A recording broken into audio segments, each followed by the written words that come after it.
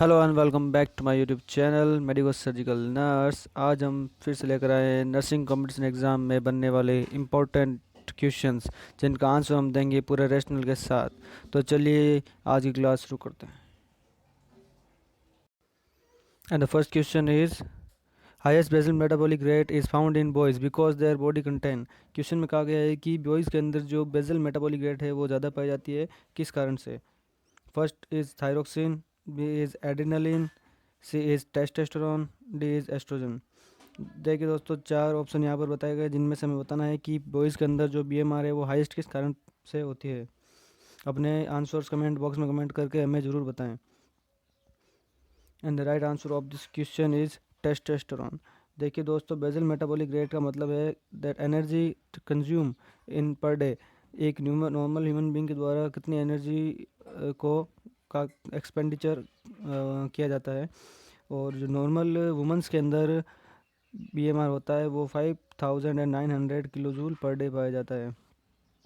और जैसे कि इसमें क्वेश्चन कहा गया है कि बॉयज़ के अंदर ज़्यादा होती है, तो 7100 किलो जूल पर डे के हिसाब से बॉयज़ के अंदर बीएमआर पाई जाती है।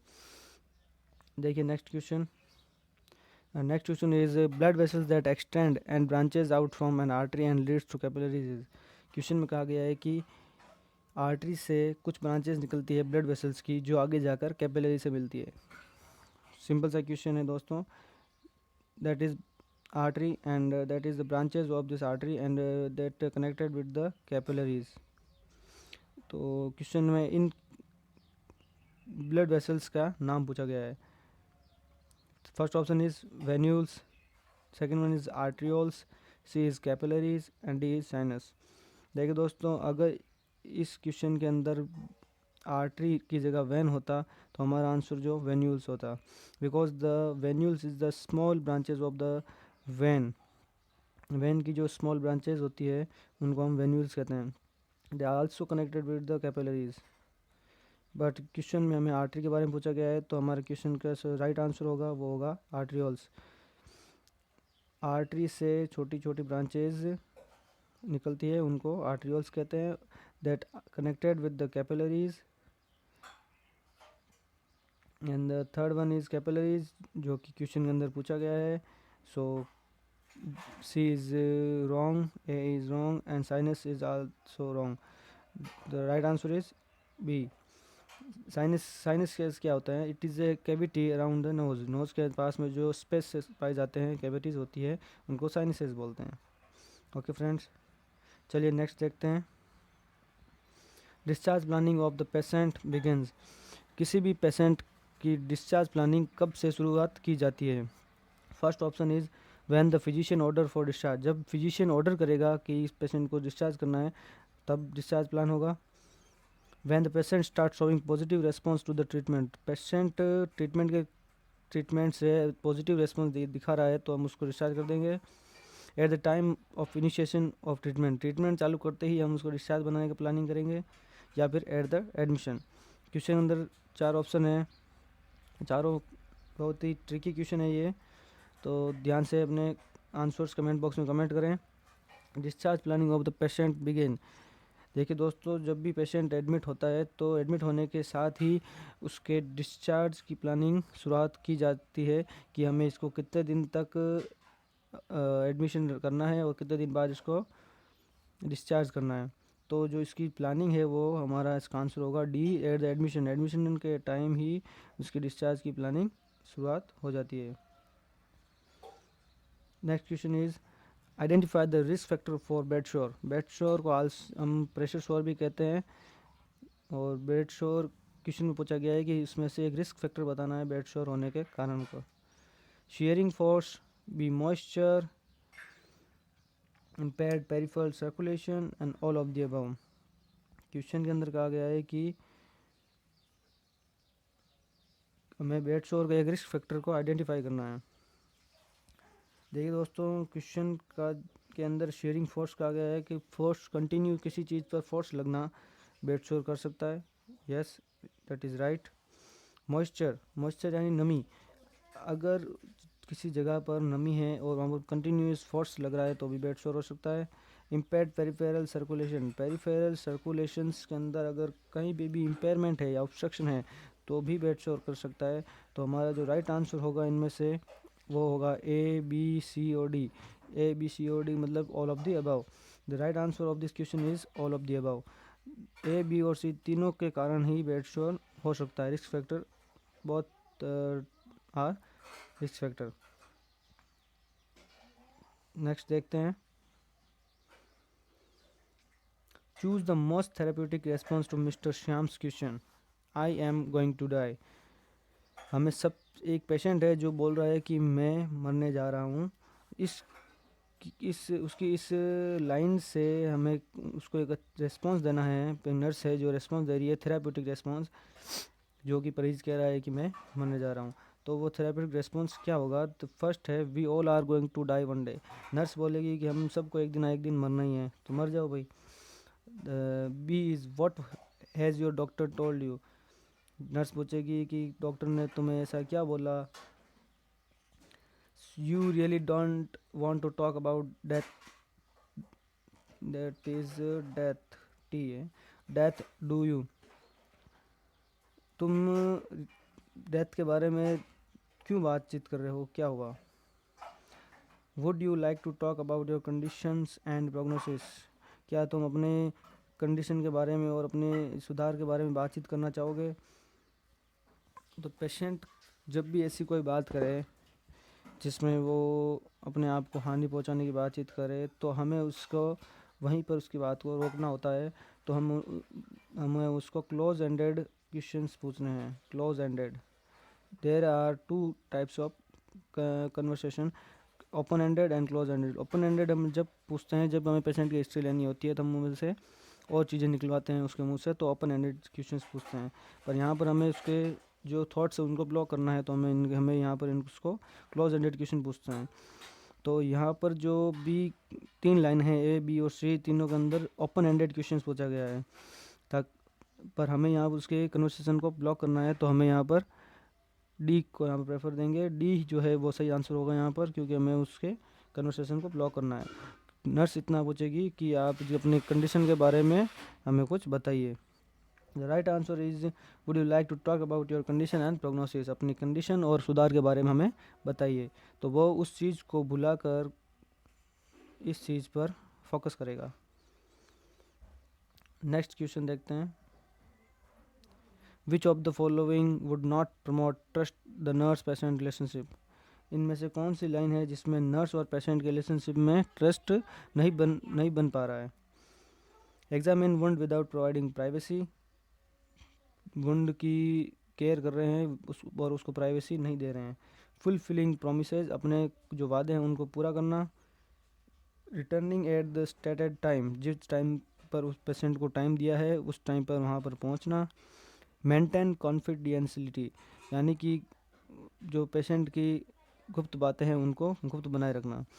चारों ऑप्शन है वो क्वेश्चन थोड़ा ट्रिकी है दोस्तों, उस पर थोड़ा ध्यान से क्वेश्चन को रीड करें और आंसर दें। अपने आंसर कमेंट बॉक्स में कमेंट ज़रूर करें और अपने सुझाव भी कमेंट बॉक्स में बताएं कि हमें और कुछ नई चीज़ करनी चाहिए, कुछ सुधार करना चाहिए, तो अपने कमेंट बॉक्स में कमेंट करें। The right answer of this question is examine wound without providing privacy. देखिए दोस्तों, अगर आप दिए हुए टाइम पर नहीं पहुंचोगे तो चलेगा। फुलफिलिंग प्रोमिस, अपने वादे पूरे नहीं करोगे तो भी पेशेंट के रिलेशनशिप में इतना फ़र्क नहीं पड़ेगा। उसकी गुप्त बातें जो कि वैसे गुप्त रखनी चाहिए, पर आप अगर इधर उधर करते भी हो तो भी पेशेंट को कोई दिक्कत नहीं है। बट आप पेशेंट के वुंड की केयर कर रहे हो और उसे प्राइवेसी प्रोवाइड नहीं करोगे तो पेशेंट के जो मेंटली वो बहुत ही डिस्टर्ब होगा। तो इससे आपके उसके रिलेशनशिप में बहुत ही जो ट्रस्ट है वो टूट सकता है। देखिए दोस्तों, नेक्स्ट क्वेश्चन देखते हैं, which is the example of one way communication.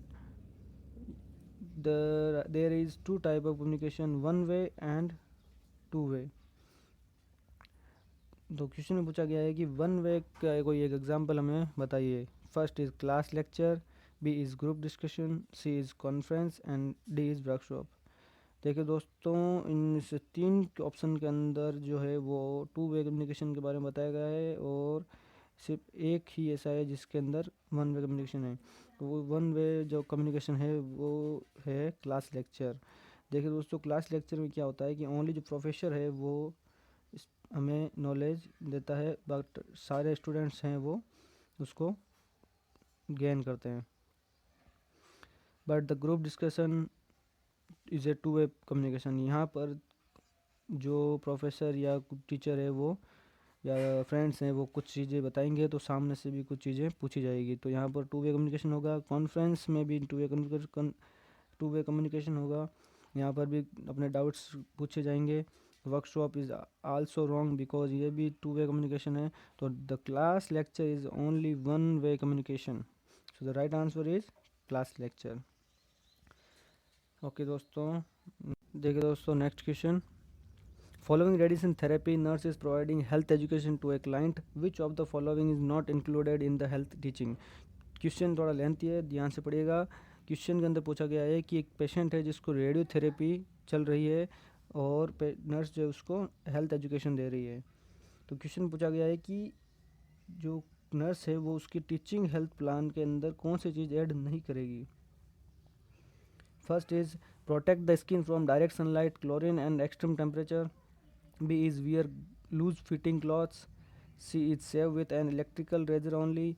D is avoid food rich in protein. First तो ऑप्शन का कह रहा है कि हम जो स्किन है उसको डायरेक्ट सनलाइट से प्रोटेक्ट करेंगे, क्लोरीन से प्रोटेक्ट करेंगे और एक्सट्रीम टेम्परेचर यानी कि ज़्यादा तापमान से प्रोटेक्ट करेंगे। तो ये तो सही बात है, ये हम उसको टीचिंग प्लान में ऐड करेंगे। Second one is wear loose fitting clothes. Yes, loose fitting clothes हमें वहाँ पर पेशेंट के लिए यूज़ करना है ताकि वो कंफर्टेबल फील करे।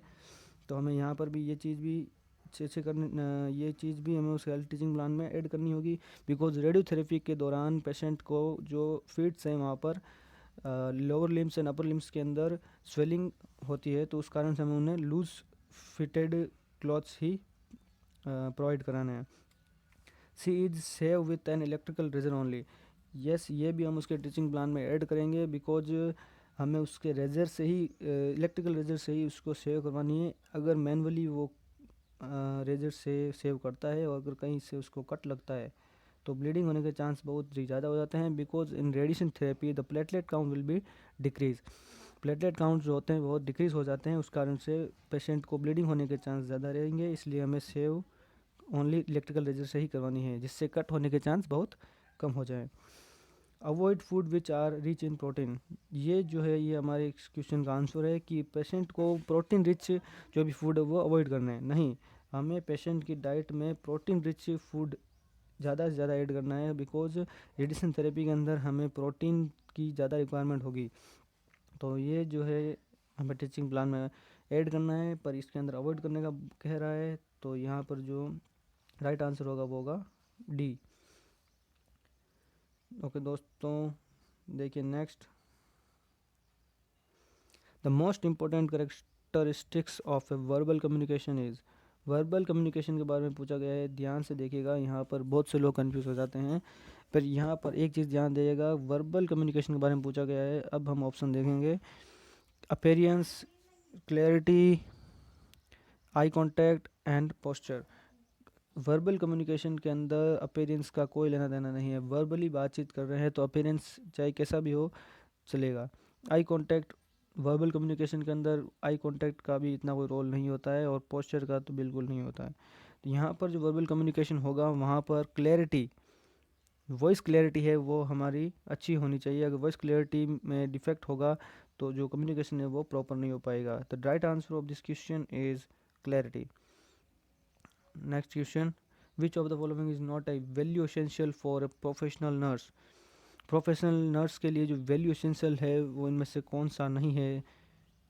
Human decency, dependence, social justice and integrity. Question के अंदर जो कहा गया है उसके अकॉर्डिंग प्रोफेशनल नर्स है एक, उसकी जो वैल्यू एसेंशियल है वो इनमें से एक नहीं है।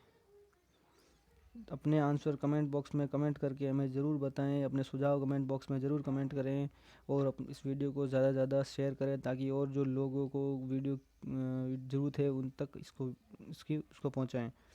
The right answer is dependence. Dependence is the value essential professional. Dependence जो है वो एक प्रोफेशनल नर्स के लिए वैल्यू एसेंशियल नहीं है। Integrity, social justice, human dignity, they are include in the value essentials for a professional nurse. Then दोस्तों, तो फ्रेंड्स आज की क्लास यहीं तक रहेगी। नेक्स्ट क्लास में फिर से डिस्कस करेंगे और बहुत सारे इंपॉर्टेंट क्वेश्चन विथ रैशनल। इसी के साथ बने रहें मेडिकल सर्जिकल नर्स के साथ। लाइक करें, सब्सक्राइब करें और press the bell icon for the latest update of the upcoming videos.